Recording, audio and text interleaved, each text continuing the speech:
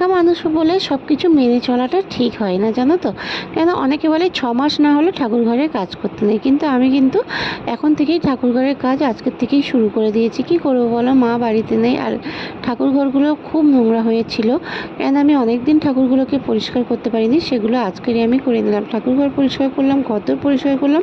একটা সংসারে কত কাজ থাকে, কিন্তু একা মানুষ যখন একটু বিছানায় পড়ে যায় তখন কিন্তু সেগুলো করা সম্ভব হয় না। তা আমি সেই রকমই বেশ তো কিছুদিন, তোমরা জানো যে আমি প্রেগনেন্ট ছিলাম, সেই জন্য আমি করতে পারিনি। তার বাবুর বয়স এখন প্রায় 1 মাস হয়ে গিয়েছে।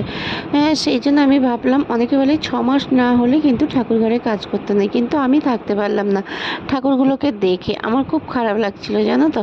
তাই আর থাকতে না পেরে আমি কিন্তু আজকেরই ঠাকুর ঘরে ঢুকেই পড়লাম, ঠাকুরগুলোকে পরিষ্কার করে নিলাম।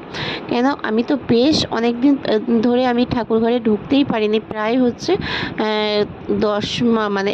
1 বছরের কাছাকাছি, 11-12 মাসের মতো। তোমরা সকলেই জানো যে আমি প্রেগনেন্ট ছিলাম, সেই জন্য কিছুই করতে পারিনি। আর এখন বাবুর বয়স 1 মাস হয়ে গিয়েছে।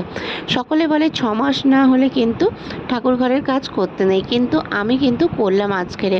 জানি না কি হবে, আর আমার কীরকম কমেন্টও আসবে আমি জানি না। তোমরা যদি জেনে থাকো যে আমি এটা ভুল করেছি, সেটাও তোমরা কমেন্টে লিখতে পারো। কিন্তু আমার তো মনে হয় আমার দেখে এতটাই খারাপ লাগছিল যে আমি আজকের আর থাকতে পারলাম না, নিজেই ঠাকুর ঘরটাকে পরিষ্কার করে নিলাম, নিয়ে সমস্ত কিছু কাজকর্ম রেডি করে, এদিকে সমস্ত কিছু কাজ রেডি করা মানে নিজেদের রান্না আছে, আর এদিকে হচ্ছে বাবুকে স্নান করাচ্ছি। একদিকে রান্না করছি, এদিকে হচ্ছে বাবুকে স্নান টান করিয়ে ঘুম পাড়াচ্ছি। বাবুর শরীরটা একটু খারাপ মতো, ও ঘুমাতেও চাইছে না, তাই একটু ওকে ওষুধটা খাইয়ে দিলাম, জানো তো।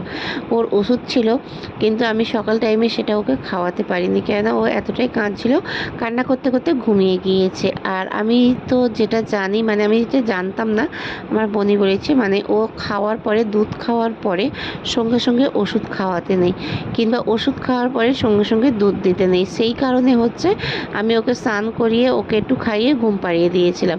তারপরে দেখলাম ও উঠে পড়েছে, তাই ওকে এখন ওষুধটা খাইয়ে দিলাম। কেননা ওটা নাকি সঙ্গে সঙ্গে দুধ খাওয়ার পরে ওষুধ দিলে, কিংবা ওষুধ খাওয়ার পরে দুধ দিলে ওটা নাকি বিষে পরিণত হয়ে যায়। সেই জন্য হচ্ছে আমি কিন্তু 15-20 মিনিট ছাড়াই খাওয়াই, কিন্তু আজকে ও খেতে ঘুমিয়ে পড়েছিল বলে সেই জন্য খাওয়ানো হয়নি। এখন দেখলাম উঠে পড়েছে, তাই আমি ওকে ওষুধটা খাইয়ে দিলাম। এদিকে কিন্তু রান্নাও হচ্ছে, আর অনেকটাই বেলা হয়ে গিয়েছে, এখনও পর্যন্ত আমার স্নানও হয়নি, জানো তো। আর এদিকে দিনের বেলা হলে কি হবে, প্রচণ্ড মশা, সাদা সাদা মশা এত বাবুর, তাই অনেক জায়গায় বাবুর মশা কামড়ে নিয়েছে। কিন্তু কি করব, অনেকটাই সাবধানে রাখি, কিন্তু তাতেও কিন্তু মানে কোনো রকম ওকে আমি সেফটিই রাখতে পারছি না। এই যে বারান্দাইতে থাকে, ও বারান্দায় থাকে, আর আমি এদিকে হচ্ছে কাজগুলো করি। সেই ফাঁকে হচ্ছে দেখো, ও যখন ঘুমিয়ে পড়েছে আমি রান্না করে আর একটুখানি কাজে বসেছিলাম। তা কাজে বসে একটা রিলস বানাচ্ছিলাম, এই যে, সেটাও তোমাদের সাথে একটু শেয়ার করলাম। ভিডিওটা কেমন হয়েছে কমেন্ট করো।